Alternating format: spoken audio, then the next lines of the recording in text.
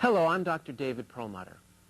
It has been estimated that in the United States more than 1 million people have Parkinson's disease, with more than 50,000 new cases being diagnosed each year. Over the past several decades, medical research has identified several fundamental abnormalities of brain chemistry likely responsible for this affliction. In the late 1950s, the discovery of a deficiency of the brain neurotransmitter dopamine led to the development of L-DOPA therapy, which remains the mainstay of treatment for Parkinson's symptoms. While L-DOPA therapy is clearly effective in treating symptoms in Parkinson's disease, recent medical research has raised concern over its use, since it has now been demonstrated that L-DOPA significantly enhances the production of brain-damaging free radicals.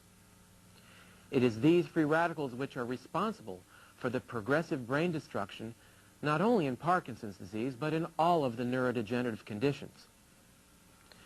The concern over free radical production by L-DOPA is compounded by a recent report in the prestigious medical journal The Lancet, showing that L-DOPA increases the production of homocysteine, an amino acid directly linked to increased risk of stroke and myocardial infarction.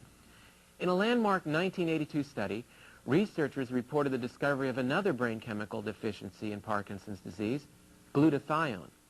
This discovery prompted clinical research to evaluate the effectiveness of glutathione administered intravenously for the treatment of Parkinson's disease. Based upon these results, we began using intravenous glutathione in 1998. The results we have observed using this naturally occurring brain antioxidant have been dramatic. Video of the following 3 patients is presented with their gracious consent. The first patient is a 72-year-old man diagnosed with Parkinson's disease in 1994. His medications included Tasmar, Sinemet, and Mirapex.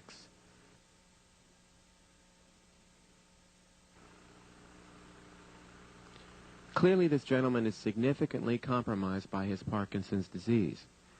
Ambulation is particularly difficult for him, especially in attempting to turn 180 degrees. At times, his feet appear to be essentially glued to the floor, despite his best efforts to get them to move. His balance is significantly compromised as well, and oftentimes the top part of his body tends to move more quickly than the bottom part. This obviously has important implications, making him at increased risk for falling and hurting himself.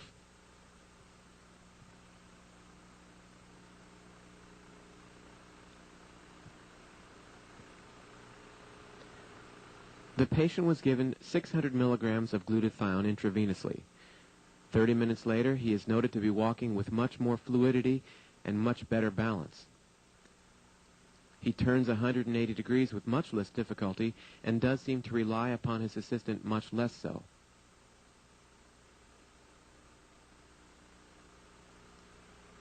Steps are in fact much longer than prior to the glutathione, and overall the patient is feeling dramatically improved. The next patient was diagnosed with Parkinson's disease 8 years before receiving glutathione. At the time of his initial evaluation, he was taking Sinemet.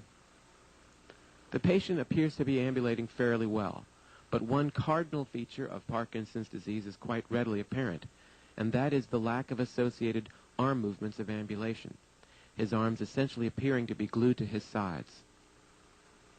The patient does turn 180 degrees without significant difficulty, but it's interesting to note that there's a remarkable loss of facial expression. 15 minutes after receiving glutathione, 600 milligrams intravenously, the patient is observed to ambulate with much better arm movement.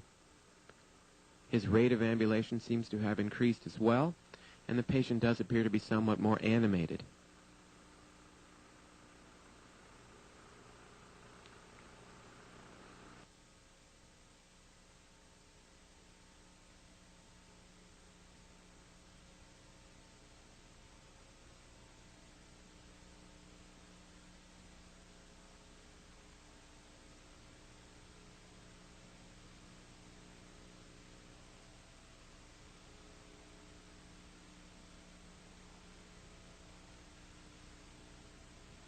The next patient is a 55-year-old woman diagnosed with Parkinson's disease 9 years prior to the administration of glutathione. At the time of her evaluation, she was taking Sinemet and Simitrel.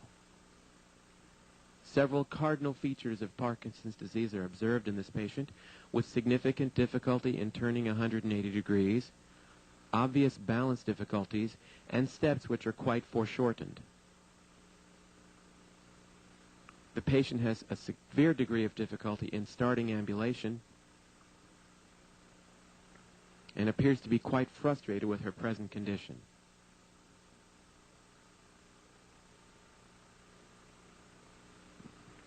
Again, it is noted that because of this patient's difficulties with balance, falling is a great concern.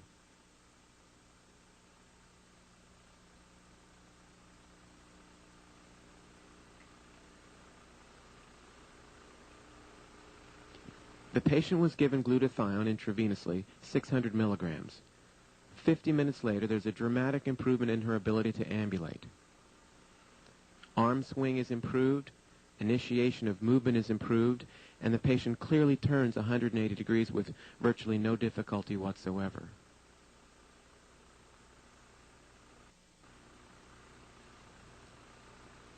It would be difficult to make any diagnosis of an abnormality in the patient at this point.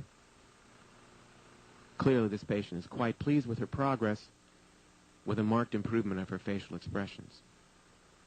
Intravenous glutathione administration is associated with a marked reduction of rigidity,